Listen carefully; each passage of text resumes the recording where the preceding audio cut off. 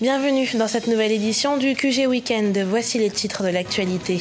Dauphin du président sortant Joseph Kabila, c'est en tant que candidat indépendant qu'Emmanuel Ramazani Shadary est entré dans la course à la présidentielle. L'ancien ministre de l'Intérieur n'exerce pas en effet la présidence du PPRD, parti au pouvoir. L'Union nationale démocrate a vu le jour au Bénin. Composée de plusieurs partis et mouvements de jeunes, la coalition politique se dit être engagée aux côtés du président Patrice Talon. Et au Kenya, l'assainissement des berges du fleuve Nairobi passe par une série de démolitions. Si pour les autorités, la manœuvre a pour but de restaurer les zones dites tampons pour protéger les espaces humides, la décision ne fait pas l'unanimité.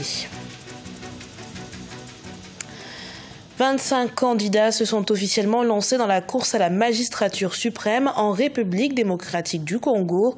Parmi eux, Emmanuel Ramazani Shadary, pourtant dauphin du président sortant Joseph Kabila.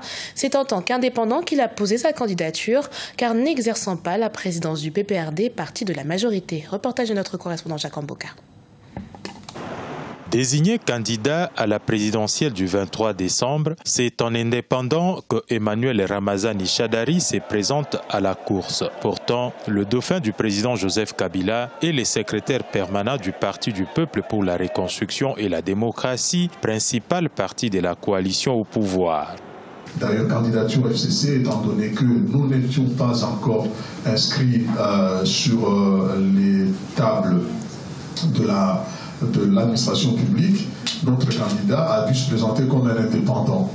La coalition étant née après que les regroupements aient été identifiés, nous l'avons donc présenté de cette manière-là. La candidature de l'ancien vice-premier ministre en charge de l'intérieur et de la sécurité alimente le débat politique congolais. Pour les cadres du Front commun pour le Congo, il faudra plutôt saluer la promesse du respect de la Constitution tenue par le chef de l'État.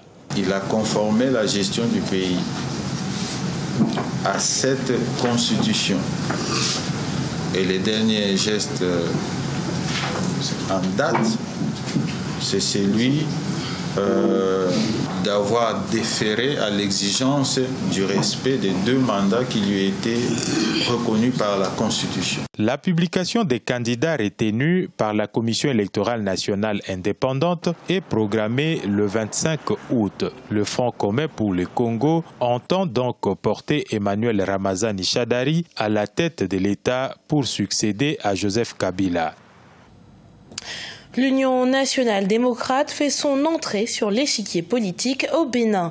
Composée d'une vingtaine de partis et de mouvements de jeunes, cette coalition entend être la plus grande structure de soutien aux actions du président Patrice Talon en vue des législatives de 2019.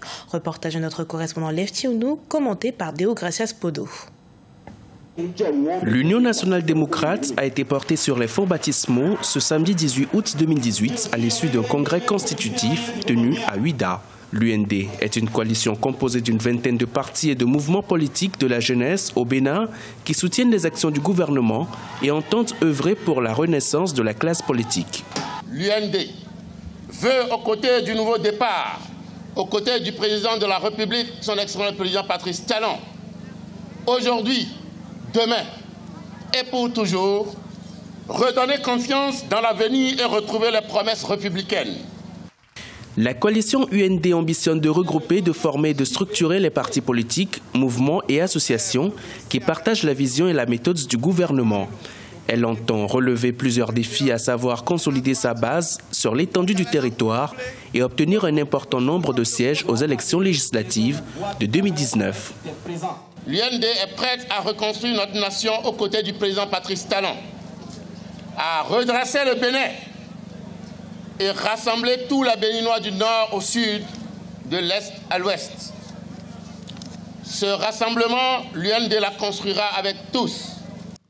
La coalition Bénin en route, créée en 2017, s'est aussi engagée aux côtés de l'UND afin de soutenir le programme d'action du gouvernement. L'Union nationale démocrate est née dans un contexte politique marqué par la réforme du système partisan, notamment l'adoption d'une nouvelle charte des partis politiques et la relecture en gestation du code électoral. Un Bénin sans glyphosate, c'est ce qu'exige le Parti pour la libération du peuple. Une campagne a été lancée dans le pays à l'appel d'un spécialiste des risques et catastrophes pour la suspension de ce produit. Utilisé dans l'agriculture et pour la culture du coton, l'herbicide du géant mondial Monsanto sera considéré comme cancérigène selon plusieurs études. Reportage de notre correspondant Lefty Ounou, commenté par Marcel Farba-Maroun. L'impact de l'utilisation du glyphosate dans l'agriculture suscite des inquiétudes au sein de l'opinion publique au Bénin. La culture du coton enregistre une exploitation du glyphosate. 500 000 litres sur un besoin de 900 000 litres de glyphosate déjà envoyés au port de Cotonou ont été réceptionnés par le ministre de l'Agriculture en avril 2018. L'objectif visé, selon le gouvernement, est d'augmenter les surfaces de culture et traiter efficacement le coton. Cependant, plusieurs acteurs de la société civile dénoncent le caractère cancérigène de ces produits de la firme américaine Monsanto. Est-ce que le gain du coton est plus important que la vie des populations? C'est une première interrogation. Est-ce que le gain du coton est plus important que les conséquences liées à la déforestation?